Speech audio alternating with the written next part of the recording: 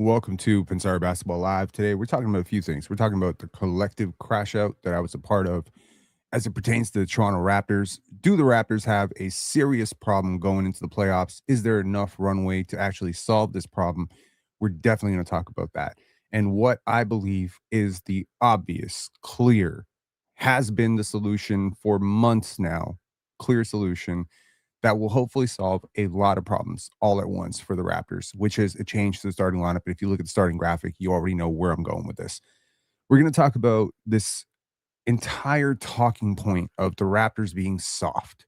Scotty's soft, Ingram's soft, RJ's soft, everyone's soft because nobody decided to punch DeJounte Murray in the face, and talk a little bit about what DeJounte was going through in that, because I've gotten to know a few people around DeJounte over the years, and I know that DeJounte's a bit of a crash out, but he's a really good dude. And I don't think that he deserves all the crap that he's getting from Raptor fans today. But hey, man, you do you, man. If it makes you any happier about your team falling to seventh to hate on DeJounte Murray, man, you go right ahead. We're going to talk about those two things. We are going to actually deep dive a little bit into the collective bipolar opinions on Bam Adebayo's 83 points. I feel I need to set my opinion down a little bit on this. I promise I'm not going to devote too much time to it. To people who watch the panel today, you already know how I feel about this. And I think numbers have always required context. I'm going to add some numbers to it. And I think that a bigger point of all of this is a team sport. And every single time we try to individuate or isolate individual performances, contributions to a team dynamic, whether that be people who think that the Raptors would be horrible without Ingram, whether that be people who think the Raptors defense would fall off a cliff without Scotty, please always understand there's always an individual contribution. There's always a team contribution. And those two things cannot easily be dissected without some serious understanding of what is actually happening. And I think that it's the same thing when you talk about a guy scoring 83 points as it is to a guy winning a championship. The way people discount Kevin Durant's 2 rings because he joined a totally loaded team is the same way that I think people could, if they wanted to use the same logic, discount the fact that Bam Adebayo had 83 out of 150 points against a hapless team that hacked him every single time. So let's talk first about the Raptors. A lot of collective hysteria from the entire media space on this team falling to 7th. It is a significant milestone because for a very long time, the Raptors have been firmly in the playoff picture. They've been 2nd, 3rd, 4th, then they slipped to 5th. The Raptors are slipping. They've been slipping for weeks, if not months now. And Neapolitan Ice Cream saying you did a great job in the debate regarding Bam's 83 on the panel. I appreciate you saying that, but obviously a lot of people do not agree. We will address it. What is going wrong with the Raptors? Well, if you walk into the season, there was a lot of people, educated people, who had some concerns about the Raptors starting lineup not making a hell of a lot of sense, that it was very expensive, and that these 5 players just didn't work together. And then, of course, to start the season, the Raptors starting lineup wasn't great. Where the Raptors were winning their minutes was transitional lineups, i.e., Brandon Ingram plus RJ Barrett plus 3 bench guys, Emmanuel Quickley, Scotty Barnes, and 3 bench guys, Sandro Mamukelashvili, Jamal Shed, and I don't know, Jakob Poeltl lineups. It was like anything but that starting lineup was winning minutes. Then, after a little while, the starting lineup started to also win minutes as the Raptors went on that 9-game win streak, and everyone kind of collectively sighed, like, okay, this is not a dominant starting lineup. The Raptors have had a couple of solutions to this. Number one, how they stagger rotations. Scotty comes out very early, then he comes in with the bench. Sometimes it's Brandon Ingram doing that. Sometimes it's RJ and Ingram carrying 3 bench units. Sometimes it's Scotty solo carrying 4 bench units. No matter how you slice it, this starting lineup does not make sense, has never made sense. And now people are complaining that Scotty Barnes is standing in the corner. Now, the people complaining that Scotty Barnes is standing in the corner really don't understand what the fuck they're watching, and it drives me crazy. Where do you want him to go is my question to you. Players cannot just vacate the corners.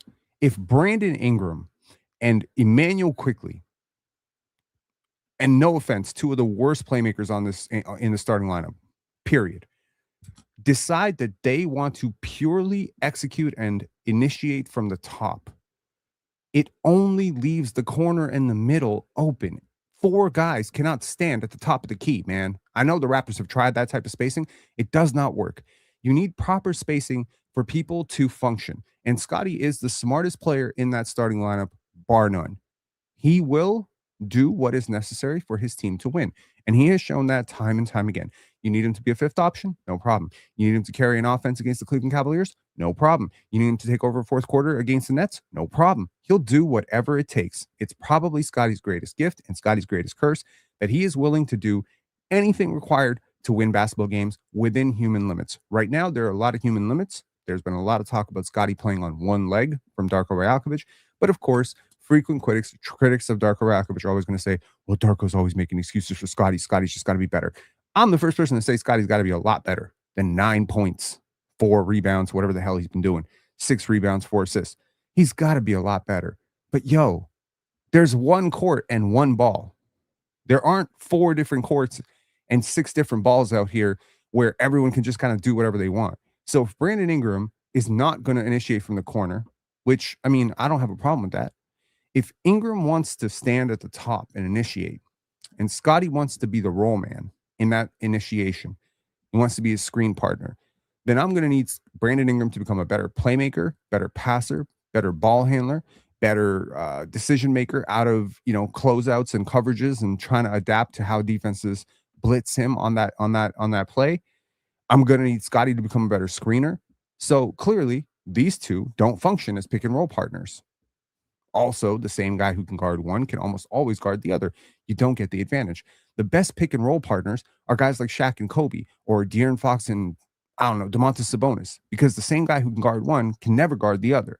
That's what you want. You want the switch. You want the miscommunication. And ideally, you want a great pull-up jump shooter. Brandon is a pretty good pull-up jump shooter. He quickly is a good pull-up jump shooter. Neither can screen for each other. So you end up in this very hodgepodge, right, situation. It's very easy to say you have a coaching problem. It's easier, however, to assume that maybe a coach of Darko's pedigree right now and current experience level and current salary and current standing in the NBA does not have carte blanche to override front office restrictions and impositions, which is to say, if the front office says RJ must start, IQ must start, Ingram must start, Scotty must start, Jakob must start, then I have to tell you, what do you want him to do? Here are your options. Go 4 out, 1 in spacing with Jakob Poeltl. Let me give you a good reason why that doesn't work. The corners will always sink in off of Scotty and RJ. That's why that doesn't work. And there isn't enough gravity on either Quickley or Ingram because both are slow release jump shooters. None of them are Knipple. None of them are Jamison Battle as shooters. Battle is automatic. Battle is, I can't get 5 feet off of him. Quickley, you can get 5 feet off of him because there's always a recovery process. He shoots slow and he shoots low. So you can always get 7 to 8 feet off of Quickley and you'll recover back in time. He hasn't been blowing anyone away with his percentages this year. He's like a 37% three-point shooter. That's not going to kill you. Teams are going to you don't want 4 or 5 guys on the team where teams are like, I can live with a jump shot from that guy. You really don't. There was a funny little story that came out about the Spurs guarding Kevin Durant. And someone said, "Why, Kevin Durant's like, why are you guys tripling me? Why are you guys triple teaming me?" And apparently Keldon Johnson said to him, because you're like the 7th highest scorer of all time. And then somebody else said to Kevin Durant, we ain't tripling you because you're good. It's because your teammates suck. Yeah, it's pretty much what Brandon Ingram's situation is right now. It's not that his teammates suck. It's just in the position they're in, they suck. And it's very easy, once again, to nitpick Darko Rajakovic and say, well, Darko's not putting Scotty in the right position. Okay. Well, what is the right position? What is the right position for Scotty? Now, here's how I would flip it personally. If I couldn't make the change of making Jamison Battle, putting him in at the wing, then I would sincerely consider at this point just putting Scotty at the 5. That's how I might counter this. He's already the 5th leading shot blocker in the NBA. Here's a fun fact for you that you may not know offhand. Scotty Barnes has more blocks this year than Evan Mobley. And all but 4 centers in the NBA. So you're not exactly giving up a ton of rim protection. I would probably put in Colin Murray-Boyles at the 4, get a little bit more pacing and spacing, or maybe even Trace Jackson-Davis at the 5. No, Trace Jackson-Davis doesn't help. Sandro Mamukelashvili at the 4, just add a little bit more spacing there. So maybe Mamu comes in for Jakob. It's not world beaters. It's not going to change your outcome that much. Now you're giving up more on the glass. You're giving up, points, and giving up points and rebounds in the paint. Scotty is at least lower in the defense. I think the Raptors have very selectively chosen to get him higher in the defense, and that's somewhat mitigating some of his rim protection instincts. So at least putting Scotty at the 4 or 5 will mask some of the issues in terms of where does Scotty go and not stand Scotty in the corner. And now Mamu and RJ can stand in the corners, and you can almost always attack the side of the court that Mamu is on, with RJ being empty side, 3-point, wide open every single time. It's not perfect. It's not great. It's not what the Celtics are working with. It's not what the Cavs are working with, but it's an improvement over what you're working with right now. When you put Jakob Poeltl on the floor in the middle as a center kind of roller, mid-post engager, setting screens, first of all, Jakob just hasn't been moving the same lately. He's not the same defensively as he's been for years. And he's never been the passer that Raptor fans want to imagine that he is. So if you put Jakob in the middle of the floor, well, now Scotty has only 2 places to be. Can't be in the paint. That's not good. Scotty's one of your best finishers, one of your best playmakers out of, closeouts and double teams and triple teams in the post. You want Scotty in the paint. You want Scotty attacking downhill. But no, that's where RJ has to cut. RJ wants to cut into congested paint. So Scotty is going to be left to stand in the corner as an outlet for a pass that will never come. And by the way, he shot 1 for 6 from 3 last night. I'm not complaining that pass is not coming. But you know what that effectively does? That means Scotty's teammates have to play 5-on-4 because his man is not guarding him until he enters closer to the basket. This roster doesn't make sense. It doesn't make sense. So how do you make it make sense? Well, stop thinking of your starting lineup as a big 5 and start thinking of your team in the context of a big 3. Start prioritizing your top 3 players and ask yourself, who are the 2 players that best work with my top 3 players? Now, before I get into any of this, there's something that I have noticed with the arts community is we do like to shout each other out. And we do like to give each other a little bit of a boost, because everyone starts out somewhere. A friend of mine is an incredible photographer. Her name is Joyce Jiang. You can follow her on Instagram, Golden Stills. She's incredible. She's done portrait studio for us for Pen Dance. She keeps sharing this guy's videos, and he's a singer.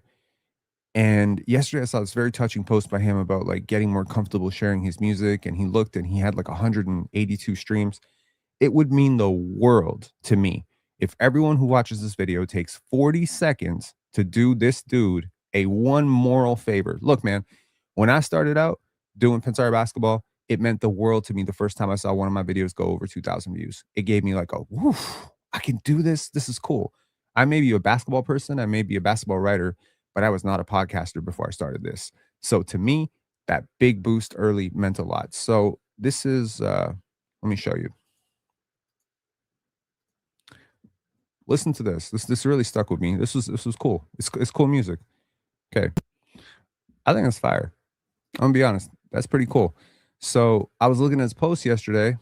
It's Siddhartha music. I don't know the guy.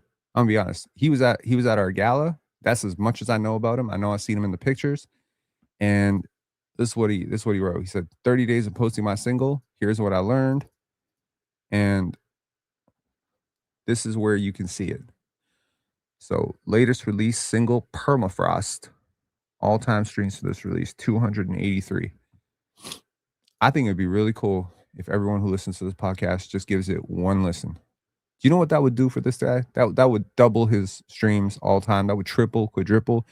I think that'd be really cool. I don't know this guy. Just letting you know. I don't know him. I just heard that song once and I was like, that's pretty interesting. I hope he does well. So shout outs to a random person who happens to be a friend of a friend. Moving on. Where the hell was my train of thought? Oh yeah, I was going somewhere with this. Hang on one second. Pull this up.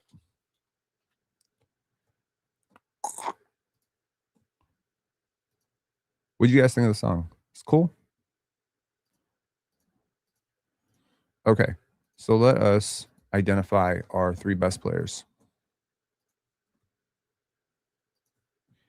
That's your 3 best players, apparently. If you want to go there, that's the 3 best players. Now, it's worth noting that Emmanuel Quickley and Scotty Barnes, without Ingram on the court, have a plus 14 net rating. That is interesting to note. It is also worth noting that Quickley and Ingram, without Barnes, have a negative 1.8 net rating. It's clearly Scotty is the straw that stirs the drink here. If we remove Quickley from the equation and just look at these two, a number that I was looking at yesterday, Barnes without Ingram, plus 7.3 net rating, including a higher net rating, a higher rating on offense. Ingram without Barnes, it's bad. Now, I'm willing to assume that Brandon Ingram is better than the version we have seen so far. There have been positive seasons in Ingram's, history. He has a lot of positive traits as a basketball player. I just think his role is making him worse. And that's at least partially on him, but that's also on his teammates, that's on his coaches, and that's on Bobby Webster. Because I'm going to tell you. Now, let's see what these guys look like. Not good. Let's see what these guys look like. Holy shit. That's not good. These guys, barely positive. But let's remove Ingram and start playing with these lineups, which is Scotty, Quickley, and Battle. Not positive. So it's just like, where do you go for positivity here? Can you get positive here? No. Do you get positive here? Shed Quickley, Barrett, and Barnes in 26 minutes. Yikes. You're going to have to start from scratch here. You're not going to get some sort of like magic formula. There is no like magic lineup that's just waiting. I think you're going to have to experiment a little bit. It feels a little bit late in the season to be experimenting, but here's one experiment that I would pull right now. I would start the following 5 players. It's worth noting they've played a grand total of 4 minutes the entire season, and that is Emmanuel Quickley, Brandon Ingram, Scotty Barnes, Jamison Battle, and Jakob Poeltl. I would change the starting lineup to these 5 players. Why do I do it? Immediately, I settle the corners. Immediately. Now, Jakob Poeltl continues to start primarily because he's the only center on this team that's not completely, a bench player. I wish the Raptors had a stretch big to play with these 4 players. It would open up so much space. Like a Jakob Poeltl for Miles Turner swap right now, Jakob Poeltl for Naz Reid right now would do wonders for this team. But unfortunately, you have a big who cannot shoot. You must work around it because that's a really big financial matzo ball hanging on your cap sheet, and you're just going to have to work around it. And I'm sorry, RJ Barrett is not inviting the level of stretch defense. You're not benching Scotty Barnes. You're not benching Emmanuel Quickley. I think the guy who's on an expiring contract is probably the guy who has to get benched. But the Raptors want to have their cake and eat it too. They want to maintain RJ's value. They want to maintain the messaging that this is a rebuilding year, but they also want to be a playoff team. Well, you can't have everything. Okay. You need to make choices. And right now, I don't think that there are teams across the league that are lining up on the idea that RJ Barrett is plugging in as their star wing 20-point per game scorer next year. However, there might be a team out there that sees him as a valuable 6th man. And that is where I'm going with this. This will enable RJ Barrett to play with some players, at least, off the bench that I think he could have incredible synergy with. Let's try this lineup off the bench. Jamal Shed and RJ Barrett. Not the greatest synergy. Add in Mamu. We're getting into positive territory now. Then add in Jacoby Walter and CMB. There's your bench. Your bench five have played 3 minutes total together. The projected starting lineup that I'm talking about has played 5 minutes together. So sum total, that's 8 minutes. That's not exactly like, wow, we've been building towards this all year. But it might just be something that can kickstart the Raptors and give them a little bit of momentum. Something about changing scenery, changing lineups can kickstart something that's starting to feel a little bit stagnant and predictable. The Raptors' rotations have been pretty stagnant and predictable for the last 2 to 3 months. It's obviously not working. It's really stupid, in my opinion, to continuously bang your head against the wall to try and preserve egos and try to preserve, consistency. Consistency only really matters to me when it's successful. If you fail every single day, there might be something wrong with your process and you need to change it right now. You're losing to every good team. So at best, it's not like there was a stretch of the season where the Raptors were going like ape shit on the best teams in the league. No, you've always been beating mediocre talent, mediocre competition, and now you're even losing to the mediocre and bad teams. And that's a problem to me because right now, the worst thing that can happen for the Raptors right now is they end up at 8th or 9th and they don't get a meaningful, shot at a high lottery pick, and they also don't get a meaningful chance at a second round, in the playoffs. There's nothing really to be achieved by getting whooped 4-0 by the Pistons right now. And the way this team's playing right now, they're going to get clapped by somebody. Pistons, Knicks, pick your poison, okay? So the Raptors need to start playing better basketball. I think RJ coming off the bench gives you that boost. It gives that bench unit like a nice little pop off the bench. He can check in literally for Scotty because I think RJ and Scotty, while they have had positive moments together and they actually are pretty positive together, once you add Ingram to it, one of those two become fundamentally different. And I understand that the Raptors are going to be stubborn about this and say, well, earlier in the season, the starting lineup won 9 straight. We have to stick with it. Yeah, but that's before the whole league figured out how to guard you. That's before the whole league decided to go on zone against you. That's before the whole league decided that RJ and Scotty were worth leaving open. Now that the league is willing to leave those guys open and neither one of them is consistently able to blow by their matchup or punish defenses that are late closing out, you have to change. You must change. And Jamison Battle in the starting lineup changes everything. The calculus completely changes. You go from having a player who is seldom guarded from three in RJ Barrett to a player who becomes the most guarded three-point shooter on your team. Jamison Battle is a red alert on every single scouting sheet. Jamison Battle is also a very intelligent, low-usage off-ball player. So while he is not quite RJ as a driver, ball handler, passer, playmaker, maybe on a team that already has so many playmakers and so many passers, maybe this will open up more playmaking opportunities for Scotty with the starting lineup. Only BI good pull-up J off the 2. I disagree. I think Scotty's actually come a long way as a pull-up jump shooter off the 2. If you're talking about off of like for 2, like from 2-point range, I think Scotty's pretty good at that. And I think, yeah, that's true. But let's just be honest. You're not putting $40 million a year man on the bench. I think Brandon Ingram would be perfect off the bench, but no one wants to have that conversation. Scotty Barnes might be perfect off the bench. Nobody's having that conversation right now. So as a person who believes that the odd man out in this situation, if you want to make a change, is going to be RJ Barrett, and does it have to be Jamison Battle stepping in for him? No, not necessarily. It could be Mamu. You just go a little bit bigger, move Scotty to the 3, Mamu to the 4. Okay.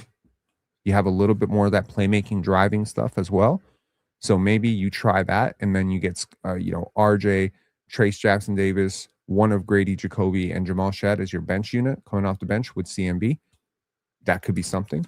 I'm still yet to see how the Raptors might fundamentally change the starting lineup when CMB comes back, and maybe he starts for Jakob, and maybe that solves a few things because the Raptors at least become a faster paced team and they can, ramp up their defense. This team needs to be so good on defense to compensate for their offense right now, and I just don't think that it's tenable. I don't think it's long term. I don't think this can work. It just can't. Santos saying we have a team full of guys who'd be good off the bench. Trade everyone. It's not necessarily a negative to say someone would be good off the bench. That's kind of me saying that they can get their game off quickly. I mean, here's another option. Bring Emmanuel Quickley off the bench. Start Scotty at the 1. Start Jacoby at the 2. RJ at the 3. Ingram at the 4. Jakob at the 5.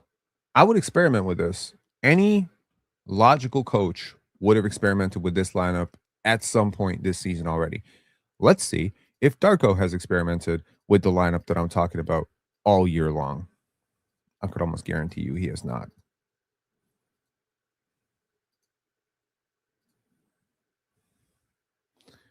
This lineup has a grand total of 2 minutes. 2 minutes. What would be wrong with this lineup? I mean, yeah, you lose a little bit of shooting, but you get a way better initiator at the top. Red Salute saying depth is a considerable variable for contenders. Oh, for sure. For sure.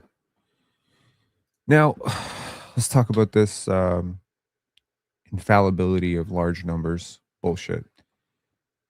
I don't like, okay, no, we have to talk about this Raptors being soft thing and the DeJounte Murray thing. I think the role of basketball influencers, whoever the hell you think basketball influencers are, whether that be Thinking Basketball, whether that be Zach Lowe podcast, Bill Simmons, Player's Choice, Pick a Side, whoever, Game Theory, wherever you get your basketball takes from, Pensare Basketball, wherever you get your basketball takes from, I think the best thing the basketball takes can do is direct you to information in order to allow you to form an opinion. I don't necessarily think these podcasts are supposed to replace your ability to create your own thoughts. But unfortunately, sometimes it's so much easier to let somebody else think for us. And so we will just parrot the take of somebody. And so when somebody comes out and says, "Oh, this team is so soft because nobody rushed DeJounte Murray to punch him in the face." Look, man, as a guy who got so many technicals as a player in everything. I mean, seriously, I got unsportsmanlike conduct in every single sport I've ever played. Rugby, basketball, tennis, you name it. I was a complete crash out in every sport I played. I've gotten into fights on the basketball court. I threw a dude through a fucking scoring table. Like, I've gotten double techs in a tournament game. I am the first person. If you punch one of my teammates or push one of my teammates or disrespect one of my teammates, I'm in your face. I don't really think what happened between DeJounte Murray and Jamal Shead is as serious as some people want to say it is. DeJounte explained it afterwards. Now, this might just be because I love DeJounte. So that might be impacting my view. I love Jamal Shead a lot. Right? Yeah, see, like, this is the parroting of the take that I'm talking about. Like, what do you want this team to do in that moment? It was a one-on-one battle between two players. One guy got crossed up. The other guy was kind of holding on to him. He fell over. He decides to go up to him. Now, I don't know if Scotty or Brandon Ingram heard DeJounte call him a bitch. Apparently, that's what he said to him.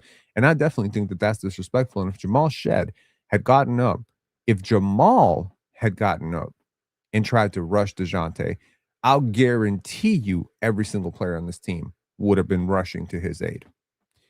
Now, is the fact that nobody came to Jamal Shead's aid other than Emmanuel Quickley demanding a conversation a sign that perhaps the Raptors are not very connected right now? Yes. Is it a sign that the Raptors are soft? Fuck yourself. No, it is not. This Toronto Raptors team is a lot of things. They are undisciplined. They are relentlessly stubborn. They have bad shot selection. But I don't think RJ Barrett's soft. I don't think Scotty Barnes is soft. I don't think Brandon Ingram is soft. I don't think Jamal Shead is soft. These guys play way too hard to be considered soft. So because they don't want to punch a guy, you want to call him soft. Well, I brought up this example on Twitter. What about when Scotty Barnes is stupidly disrespectful to other players? When have we ever seen a player try to go out and hurt him or rush up on him? Right? Have we not seen Scotty Barnes standing over Kevin Durant, puffing his chest, growling in his face? Have we seen Scotty Barnes blow a kiss to Jared McCain? Yes, we have. Have we seen Scotty Barnes stand over and flex on Giannis Antetokounmpo? Yes, we have. Have we seen Scotty Barnes flex his arm in people's faces multiple times? Look back on dudes on a fast break. Scotty Barnes, literally one of the most disrespectful basketball players in the world. And I love it. Love it. Keep that energy. NBA needs more of it. DeJounte is Scotty on crack. DeJounte is even more disrespectful. I watched DeJounte play pickup games. Oh my God. This dude be slamming balls off of dudes' faces. He be getting into fights. The thing you don't understand is DeJounte is actually like, he's like that. Like DeJounte is not a soft dude. I know he doesn't have the reputation of like James Johnson or some shit or Serge Ibaka, but DeJounte he will totally punch you in the face. DeJounte is like that. DeJounte grew up fighting. So if you want to have a fight with DeJounte, that's not going to end well for anybody. He got long arms, he got great technique, and he is not afraid to knock a dude out. If you don't want to fight, you don't have to fight. You could just come to his defense. It didn't seem like Jamal Shed got up trying to fight. The only person who really got up about it was Emmanuel Quickley. And shout outs to Emmanuel Quickley. I had no problem with it. And if Scotty Barnes had decided to go over and puff his chest up a little bit and be like, nah, I think this team was just reeling from the fact that they're about to lose to the Pelicans and didn't have energy to even think about anything else. I think if nothing else, it doesn't show that this team is soft. I think it shows this team is very defeated and very disconnected right now, right? Yes, DeJounte did. And DeJounte comes from very, very tough people. His dad is a tough person. His grandmother, rest in peace, was a very tough person. There's a lot of really tough people in his life. So, and this is also a guy who's coming off an Achilles injury, and he takes a lot of professional pride, maybe personal paranoia over somebody, coming up to him like that. And look, I remember there was this entire issue. Do you remember when Brandon Ingram threw that water cup and it nearly hit Scotty and everyone was crying about it? Like, Brandon Ingram is so disrespectful. Do you remember my take on it? Do you remember me being upset about it? No. You know why? Because as an athlete, I understand, granted, not a professional athlete, but as a person who has seen friends of mine go through injuries, I know what Brandon Ingram was processing in that moment. And it was stupidly frustrating. He thought that he had just gotten hurt. He had worked all offseason to get back from being hurt. So when you are thinking about like, man, I almost got hurt, you're not thinking about how does it look if I want to throw this water bottle, or how it's going to look if I throw this cup of water, right? So DeJounte was probably thinking the same thing. This guy trying to grab me as I'm going up for the shot. He could be injuring me right now, and he decided to take it personally. That's what he told Shed. He said, "You were grabbing me." They squash it. I'm sure they texted after the game. I'm sure it's fine. DeJounte might be a tough dude, but he's also a really good dude. I mean, I promise you that. Like, I know a lot about DeJounte. He's a really good dude. So I really don't understand why everyone's trying to paint him into an asshole or like a really bad dude. He is a total jackass when it comes to on the court stuff. But that doesn't reflect who he is off the court. This is a very generous dude, very hardworking dude, very humble dude, great teammate, great family guy, just a very real person. Just a really very real person. Rob, do you see the entire OKC roster rush through Lou Dort when Jokic stood up to him? We have no dogs. Different teams have different personalities, different situations. I mean, I'm sure, if you were winning this basketball game and someone tried to do something disrespectful, look, man, I'm going to tell you this. I remember, I think it was Gerald Green or somebody had a dunk in a late game situation against the Raptors back in like 2015 and 2016. And I remember DeMar DeRozan and PJ Tucker got super in his face, and they were like, "What do you think you're doing, man? Still got swept. Still got swept by LeBron. LeBron toast still happened. You can puff your chest all you want. You want to be really tough, show up on defense. You want to be really tough, fight over the screen. You want to be really tough, play through pain. Scotty Barnes isn't tough because he doesn't want to punch a guy in the face. He's tough because he leads the league almost every single year, or is one of the top 3 leaders in minutes, distance traveled. He's a great defender. Jamal Shed isn't tough because he didn't stand up for himself. He's tough because he's willing to take it on the chest and take numbers. What you're saying is he's not. I was mad because my team is losing. I want them to stand up for themselves. The national media in America needs no reason, no extra reason to clown the Raptors or Toronto. So they've decided, alongside their industry plants in the Toronto media, to make a big deal out of the Raptors being soft because it fits their stupid ass narrative. But I promise you, this team is not soft, man. Like, yes, this is what I'm talking about. Like the Jokic play was legitimately, like, you could make an argument it was dirty. DeJounte's play was not dirty. If anything, DeJounte would say Jamal Shedd's play was dirty. You're drawing false equivalents. Okay, now speaking of unpopular opinions, Bam Adebayo is 83. I really did not enjoy watching this game. And to those people who watch this channel, I don't dislike Bam Adebayo. There's nothing personal here. I like Bam Adebayo. Bam Adebayo is a good player. Bam Adebayo is that Scotty Barnes type of player that I actually really respect, precisely because he doesn't get respect from the mainstream media. I love Bam Adebayo. But I do not love Bam Adebayo breaking Kobe Bryant's scoring record. Now you have hit the truth. Yes, this. Yes, this. Raptors media is soft. The Raptors fans can be soft. Not y'all. Not y'all. If you rock with this podcast, you're not soft. You definitely not soft if you listen to me crash out this many times and you still a subscriber. But this need to like bitch and complain. There's Kobe fans on one side saying this felt a little bit disingenuous. It felt a little bit fugazi, right? To use the Italian word, it's a little fugazi. Okay. Totally agree. It felt totally forced, totally fake.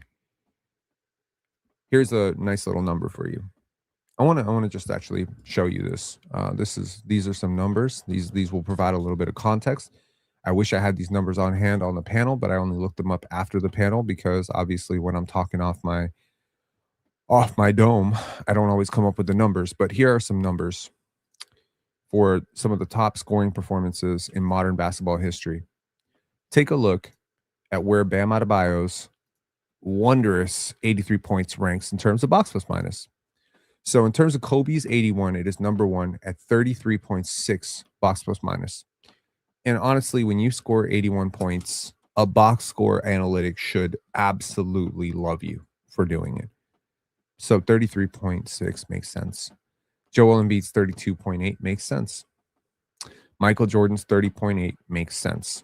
Among the top performances, those are the top three in that order. Damian Lillard 71 with a 23.5 box plus minus. To make things more into context, NBA basketball reference sees anything in the 8 to 12 range as a GOAT performance. That being said, that's over an entire season. When you break it down to a single game box plus minus, Scotty Barnes has had multiple 20 plus box plus minus games. He didn't end up with 70 points in those games, but his overall contribution, whether it be blocks, steals, assists, efficiency, defense, offense, pace, pushing, lack of turnovers, contributed to a number that was higher.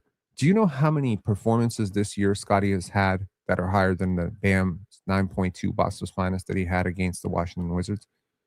Do you want to know that Bam's game prior to the game that he had against the Wizards was actually a 10.4 box plus minus game? Do you know that among all the players who have scored above 70, there's not a single player who was under 50% field goal percentage other than Bam? Do you realize that coming into that game, for the last 7 games, Bam had been averaging 20 points per game?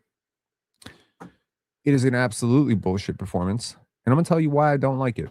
I don't like it from a storytelling perspective of the NBA. Records are moments. People break records. People talk about it. People are like, where were you when Kobe scored 81? I was on my couch as a Raptor fan crying, not crying, but like really pissed that my team got this embarrassed. But I felt it collectively as this is a moment in history. This feels like I just watched history. This feels relevant. Donyell Marshall's 12 threes felt relevant. Yes, it was Donyell Marshall, and maybe it would have felt more significant if it was Ray Allen. But Danielle Marshall is a random player that came out of nowhere and had an incredible game. And it wasn't fake and it wasn't forced and they didn't overfeed him and it was insanely efficient and it was completely authentic. It was a miraculous game. And I watched that too. Ah, the wonders of witnessing NBA history when you're a Raptor fan.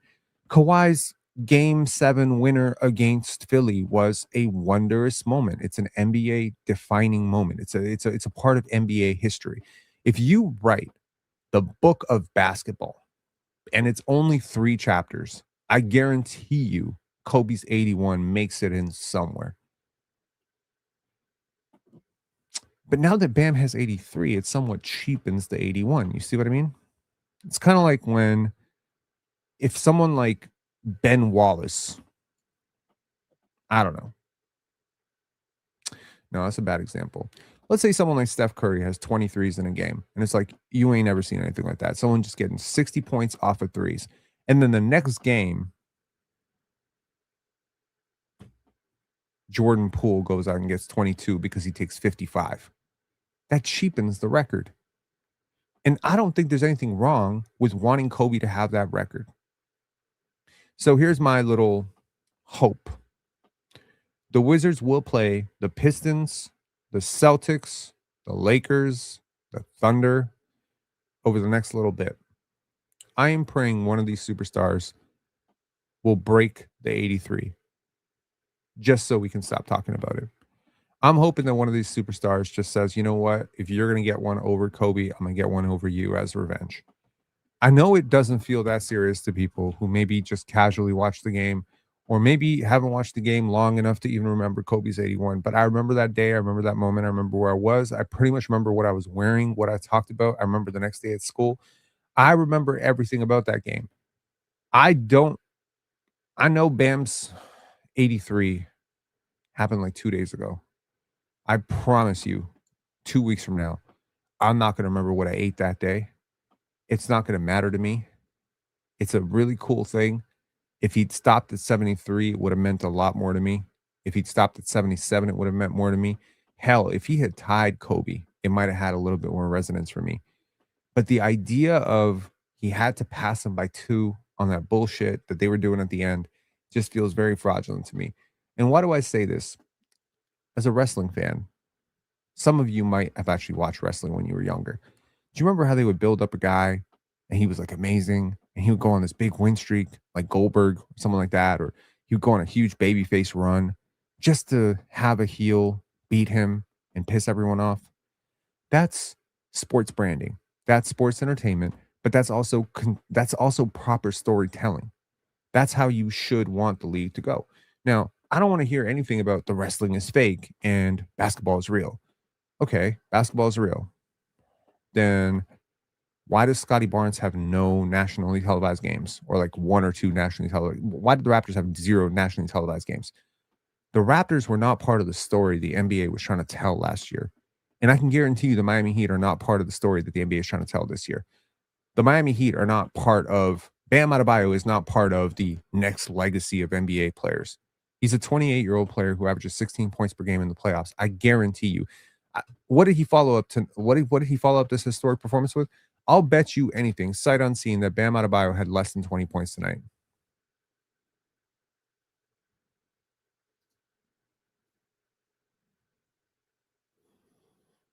I got to look at this up.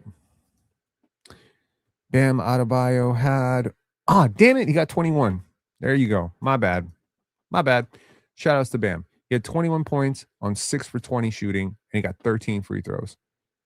Imagine that. You got 21 points on 20 shot attempts and 13 field goals, free throws, and it was a free throw shooting game down the stretch. Bro, 7 for 22 from 3 and worse 40-something free throws. It's like they wanted him to beat the record as a Kobe fan and trying to model some of my game on him. It feels really fake. It is fake. I don't know what to tell you. It is fake. And you know what? No one is ever going to confuse me with being some sort of Kobe glazer. I am not a Kobe glazer. I am not some sort of Kobe is amazing. One of my most infamous moments on the panel is saying Kobe's not a top 10 player, even though I now think he's a top 7 player. I just don't agree with this idea that we got to shut down critical discourse. The conversation got really nasty with Swiper today. where he wants to talk about like, oh, I'm more significant than you and blah, blah, blah, blah, blah. And you're always trying to talk down on, take swipes at me. Dude, the number of times Swipe has taken swipes at me and I'll just like bypass it. But I don't take the disrespect. And that's the thing. Those in glass houses should not throw stones. I am definitely not about to go up there and be like, Swipe, but why are you being so disrespectful to me? I'm not going to do that anymore. And I think that my biggest shift on the panel, if I don't, get fired or canceled, is that I didn't let that moment like define my mood for the next 2 hours. I continued to just be myself and I continued to be active and I tried not to cry and complain too much. People were still mad about it because I was saying something they didn't want to hear, but that's okay. I'm comfortable with that. Some people think I have a kink or a fetish with people hating me. I don't. I really don't. I just don't have a filter on what I want to say. And I'm willing to say things before people are ready to hear them. To put it the way my one of my professors used to put it, he said, Robert, sometimes you have a bad tendency of saying the quiet part out loud. And I think if you want to sum up my personality, I think that's a good way to say it. You're thinking it. He's thinking it. She's thinking it. I'm saying it.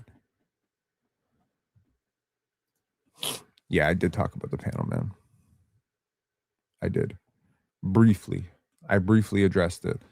And I just said, basically what I said, which is that I stand by what I said.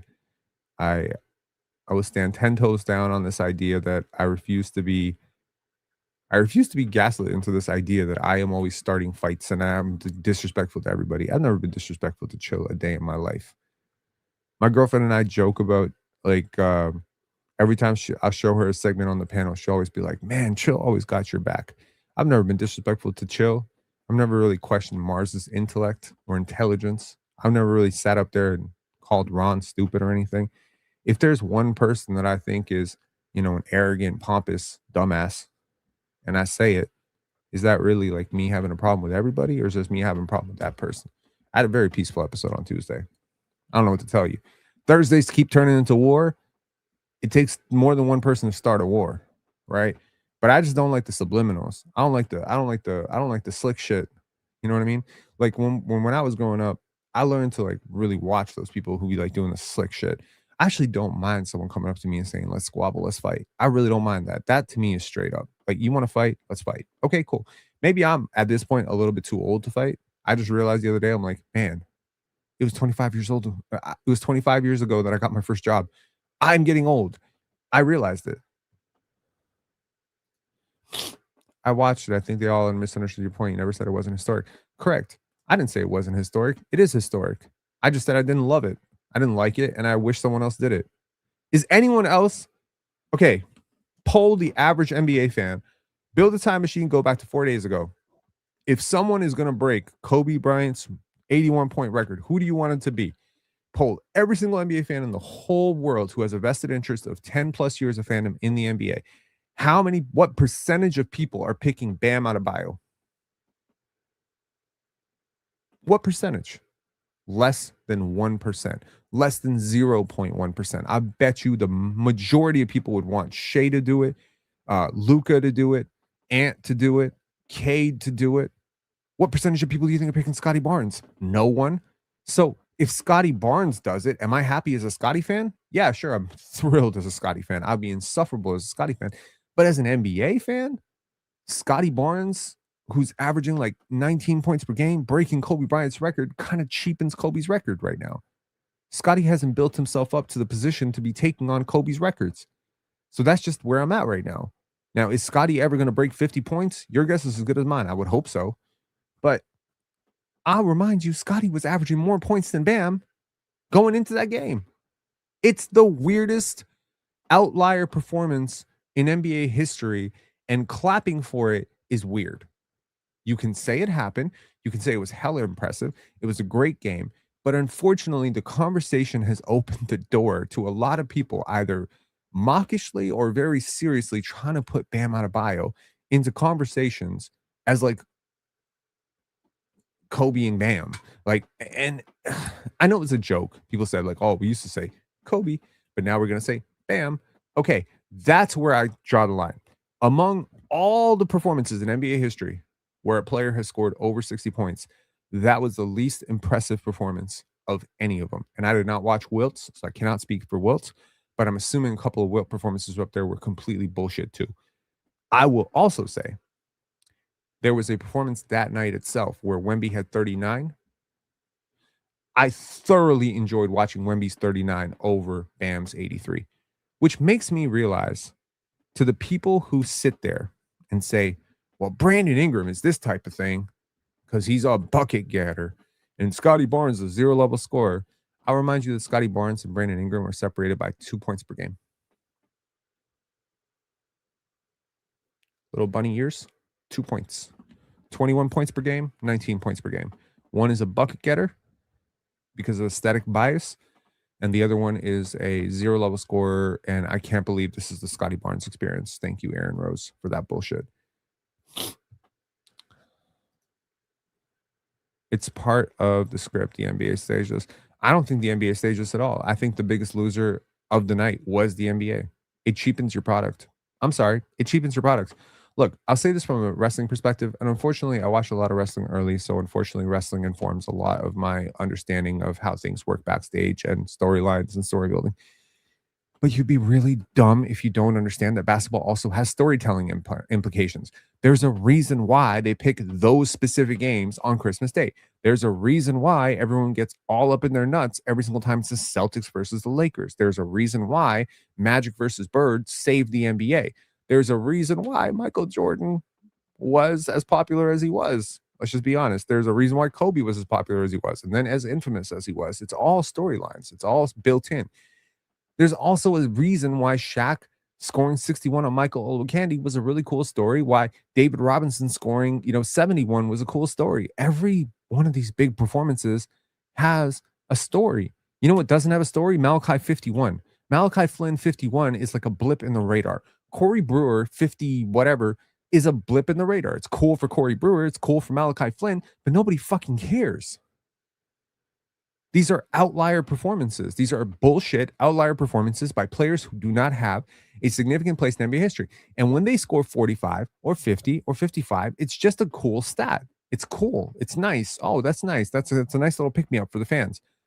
Do you think Malachi Flynn scoring 51 was top 10 moments in Pistons history that year?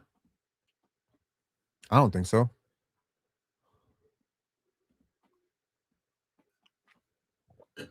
So, finally, context dependent. When we talk about numbers as it comes to the individuation of like isolating individual performances from team to team dynamic, numbers and context must always be important. Here's a fun fact for you. Kobe Bryant scored 66% of his team's points when he scored 81. He did so on 20 free throws. I believe it was 20 or 21 free throws. Bam Adebayo scored 55% of his team's 150 points, and he did so with 43 free throws. And a lot of bullshit at the end of the game. People want to draw false equivalence and say, well, Kobe stayed in the game when his team was up 13. Bam stayed in the game when his team was up 25. There's a difference. If you want to talk about era dependent, the pace is faster. So when you're going to talk about Michael Jordan scoring 30-something points per game, Wilt scoring 50 plus per game, and you're going to talk about, I don't know, a year from now, some player coming in, AJ Debonsa averaging 34 points per game, we're not going to immediately crown AJ as a better scorer than LeBron. We're going to obviously contextualize that he's playing in a different era with more pace. So we're going to have context then. Why can't we have context now? We assign context to Oscar Robertson's triple doubles, Russell Westbrook's triple doubles, Kevin Durant's rings. We always find me a fan out there who respects Kevin Durant's 2 rings more than they respect Dirk Nowitzki's 1 ring. Go find that fan. I want to talk to that fan. But 2 is greater than 1, right? So I like some people. Okay, here's the thing. There's like 5 buckets of people when it comes to this Bam Adebayo thing. Bucket number 1, 83 is 83. It's the second greatest scoring performance in NBA history. Complete idiots, that person. Number 2, Kobe Bryant butthurt fans. Some of you might be in that bucket. I hear my voice. I hear a voice in my head going like, Rob, there's no reason to piss off everybody. And you're going to piss off everybody when you say this. I don't care. Kobe Bryant fans who are butthurt that somebody broke his record. Honestly, bro, I said it at the beginning of this year. Someone is going to break that record within the next 2 years. It happened this year. I think someone's going to break it again really soon. Scoring is up across the league. Pace is up. Talent is up. Skill is up. Shooting is up. Threes are up. It's going to happen. I don't know what to tell you. I'm surprised it hasn't happened yet. It's going to happen. And now that Bam has done it, floodgates are open. There's going to be teams that are force feeding guys like Embiid, Wemby, Luka, etc. Someone's going to do it. Someone's going to do it in the next 4 or 5 years. Someone's going to break this record quite easily and quite comfortably, and they might even go for like Wilt's record. So there's that bucket. I don't agree with the Kobe fans being hurt. Someone was going to break this record, in my opinion. The 81 was never going to stand in like forever. Bucket number 3 is critical, rational fans who just feel like I got to watch something cool. I've never seen 83 in my life. I got to see 83. It's pretty cool. You are fine in my book. As long as you're keeping it there, it was a cool thing to see, and you're not assigning any greatness metrics to it or comparative metrics to it. I'm perfectly fine with that. Number 4 is the virtue signaling mob squad of idiots that I encountered today in the PC chat, which is basically people who believe that any critical dissection of how Bam got the 83, whether it was good for the league, is somehow hating on Bam, is bad for me, it's bad for the sport. You're moral grandstanding. What you're doing is you go up there every single day and you hate on XYZ. You apply context to everything. Someone scores 30, you say, but it was against the Wizards. You don't care. Someone has a triple-double, and you say, but it was against the Nets. You don't care. Someone stat pads for a triple-double like Ricky Davis, and you're ready to send them out of the league. Someone stat pads for a triple-double like Andre Blatch, you're ready to throw them out of the league. I remember Kendrick Perkins, or somebody, I think, saying that Nikola Jokic was stat padding his triple-doubles. And people were like, yeah, he is stat padding. I remember the critical discourse around discounting Shea as a great guard because he just gets fouled a lot, and then glazing a guy for 43 fucking free throws. You're nuts. You don't have any consistency or logic to your fucking point. You go up there every single day. You hate on Shea for getting too many free throws. You get pissed off because Kevin Durant disrupted the competitive balance of the league. And you think you care about integrity of the game? You don't care about the integrity of the game. Do you watch the game? Watch the game. Do me a favor. Watch every one of Bam's game. Like, watch that whole game. Don't watch highlights. Watch the whole game. Watch the whole game and tell me, do you think Bam Adebayo is ever going to score 40 points again? 50 points again? Probably not. Someone said, oh, this isn't an outlier performance. He was heating up post All-Star break. Post All-Star break, Bam was averaging 20 on 50% true shooting. Like, come on. There is the 5th bucket of people. So I said the 4th bucket, which is these mob, hive-brained people. Bucket 5 is people who are just willing to have a discussion that maybe 83 is not 83. And that's my tribe. That's the people I want to, that's the people that I want to go to war with. And the people who are willing to say, you know what, 2 points is not always 2 points. We need context around these individual conversations. I think that's important. Very important. Because I watch a guy on my team who does not lead his team in assists.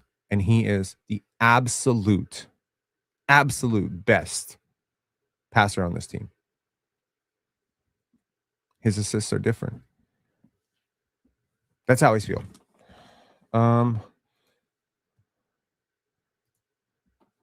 You are an intelligent dude, but for you, 48 hours later, still dry hating on Bam as your team slides down the standings. Ironic. Your Raptors team is filled with Bams. Chill out. Hey man, I don't hate on Bam. See, this is where you, and unfortunately, people like you lack the. See, you said I was intelligent. Let me respond to that. You might not be very intelligent, because if you think this is hating on Bam, you really are missing the point. I like Bam Adebayo. I like what Bam Adebayo represents. Bam Adebayo reminds me a lot of Scotty Barnes, just so we are clear on that shit. I like players like Bam. I like Jonathan Mobo. I like Colin Murray Boyles. I like Carter Bryant. I like guys who are low usage, connective pieces who play high level defense. I like Cason Wallace. I like Dyson Daniels. I like Peyton Watson. I got news for you. I'm not necessarily the bucket glazer guy. I have openly questioned whether Cam Thomas is an NBA player. I am not a, oh, scoring is everything guy. I like Bam Adebayo. Would love for the Raptors to trade for Bam Adebayo. I also happen to love the fact that he's Nigerian because I have a soft corner in my heart for African basketball players. So this is not a hate on Bam. This is a hate on people who cannot critically dissect anything as it pertains to numbers because they don't understand the numbers that they're talking about. I think it is quite embarrassing that a player broke Kobe Bryant's record with a 9.2 box plus minus game. I think that's pretty crazy. I think it's embarrassing they did it while stat padding. I think it's embarrassing that they did it against the Wizards. That's what I'm going to say. That's all I'm going to say. And you know what? Cool. If you want to say it's hating, then I don't want to ever hear any context around any achievement ever from you ever again. Joe saying, Rob, nowadays, if you don't agree on something, people think you're hating on something. Well, I feel like that's a people problem, right? I'm going to keep being me. If I don't agree with you, I'm not hating on you. If I don't agree that Bam's 83 was necessarily great for the league, and that's the only argument here, it's not great for the league, man. It's not great for the league. It cheapens every single record that came before it. It feels like a joke. When we look at this years from now, people are going to look up who Bam Adebayo was and say, I don't even know that guy existed. He is he's a 3-time All-Star. His legacy right now is closer to LaMarcus Aldridge than Kareem Abdul-Jabbar. Now, I understand that not every single person, and honestly, he's not better than LaMarcus Aldridge. That's the crazy part. I mean, he might be better than LaMarcus Aldridge. He's not better than Chris Bosh. This would be like if Chris Bosh broke Kobe Bryant's record, man. I would be so mad. And Chris was a better player than Bam. I don't know. I'm kind of hyper focused on what this means for the scoring record in general. Because again, there's like a mythology around the guys who cracked that 70 mark. They're all mega scores, right? Mega scores. And outliers disrupt rhythm. Sometimes outliers are good. Sometimes outliers are great. When a woman wins best Oscar, that's great. For best picture, that's great. It's diversity in the space. This is not diversity in the space. This is an anomaly and a blip in the matrix. And that's what I don't appreciate about it. It happened in a very bullshit way. Didn't appreciate that. It happened against a bullshit team. It happened with bullshit efficiency. It happened with bullshit circumstances. That's what I don't appreciate. Rob, chances IQ and RJ on this team next season. Well, if Bobby Webster's running this team, probably 40%. Anyways, I will talk to y'all later. I really hope the Raptors make that starting lineup shift. I'm praying for it. But I also kind of low-key know that they won't. I just feel like maybe if we can get enough people, saying battle every single day online, maybe we can change the discourse.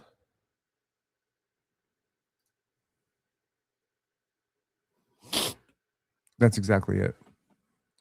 Bam Adebayo drove, and they just did not change they did not adjust their coverage. They triple teamed him. They hacked him. It was just so weird. It was like watching something just fake. Bam cannot replicate anything close to what he did against any other team. I will donate $50 to a charity of your choice if he cracks 40 again for the rest of the year, including the playoffs. 40 would be less than half of that number. He's just not he's not an impressive scorer. I think Scotty is a more impressive scorer than Bam. Like it's insane. Like this is a weird moment for the NBA. And I empathize with people who didn't love it. And I don't really like the people who are trying to shut those people down and calling them haters. You don't have to support everything. This is basketball. It's not that serious. It is also sports entertainment. And as it pertains to 83 points from Bam Adebayo, it really shouldn't be as triggering as it is for some people. I certainly did not spend all night thinking about this and tossing and turning and being like, oh my God, Kobe Bryant was passed up by Bam Adebayo. I'm so mad. No, I didn't. My response and my somewhat angled response is more against the people who refuse to let the people who don't love this have a conversation, because that's stupid. Talk to y'all later. Peace.